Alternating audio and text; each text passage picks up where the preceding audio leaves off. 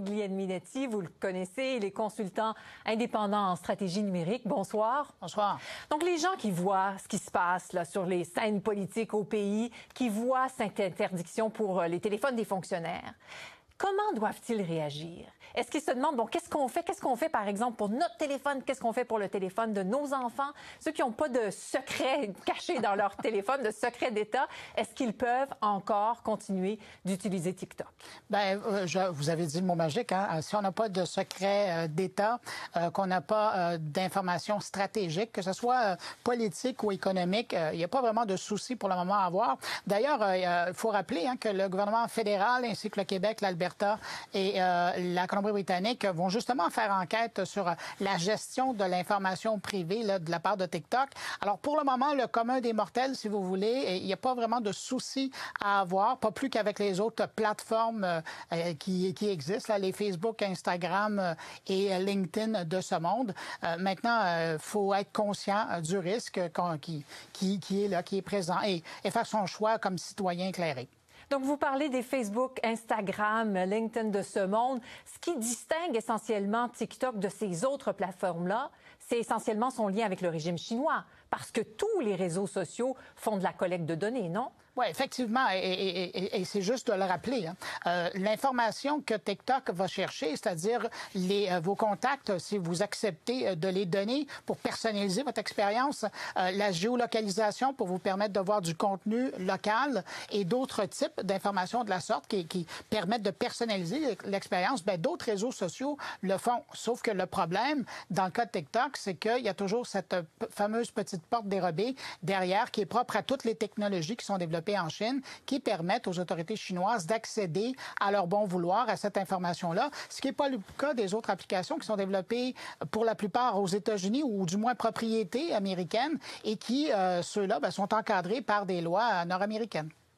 Je reprends le mot magique, secret d'État. Pour ceux qui détiennent des informations sensibles, comme les politiciens, par exemple, est-ce que c'est une bonne idée de se retirer de cette plateforme-là, même s'ils risquent de se priver d'une façon de communiquer avec une bonne partie de la population?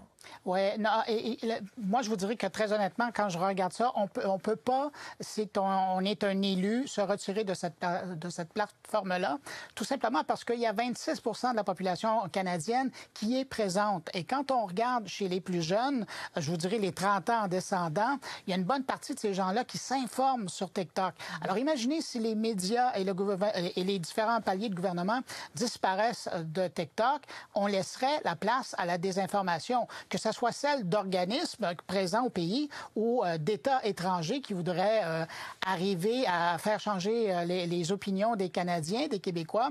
Alors, c'est pour ça qu'il est important qu'ils soient présents.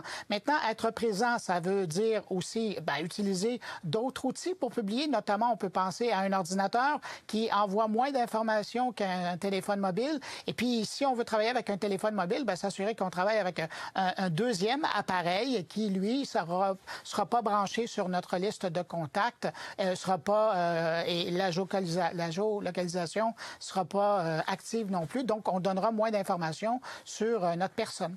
Oui, c'est pas nécessairement le mouvement qu'on constate en ce moment. Hein. On dirait qu'on voit plutôt un mouvement où on est un petit peu prudent, où on se dit, bon, peut-être qu'on pèse sur pause pour le moment, en attendant de voir comment se déroule la suite des choses, justement peut-être ces enquêtes des commissaires à l'information qui se penchent là-dessus. On n'a pas l'impression que les élus ont dit, on va rester sur la plateforme pour pouvoir informer les citoyens en ce moment. Non, et c'est ça qui est malheureux, parce qu'on est en train de laisser de l'espace, et vous le savez, le vide, ça va permettre à d'autres personnes d'être présentes avec leur agenda à eux. Alors, c'est probablement le conseil, je pense, et je les invite à rapidement s'assurer qu'ils mettront en place un système pour leur permettre d'être présents d'une façon ou d'une autre pour poursuivre l'information des citoyens canadiens et québécois. Quel impact voyez-vous pour TikTok Il y a eu des mesures prises aux États-Unis, en Union européenne, au Canada maintenant. Est-ce que c'est un coup dur pour l'entreprise? En termes de relations publiques, c'est affreux dans leur cas. Mais de l'autre côté, je vous dirais qu'ils sont actifs à travers la planète. Hein. C'est plus d'1 milliard d'utilisateurs. Donc, c'est un mauvais moment pour eux à passer ici. Et je vous dirais que TikTok, depuis les dernières années, ils essaient toujours de faire des opérations pour montrer patte blanche, pour montrer qu'ils sont transparents.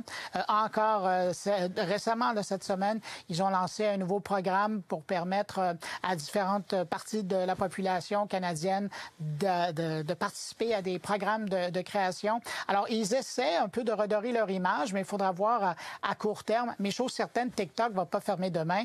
Il sera dans le paysage. Maintenant, est-ce qu'on pourra toujours l'utiliser au Canada et au Québec?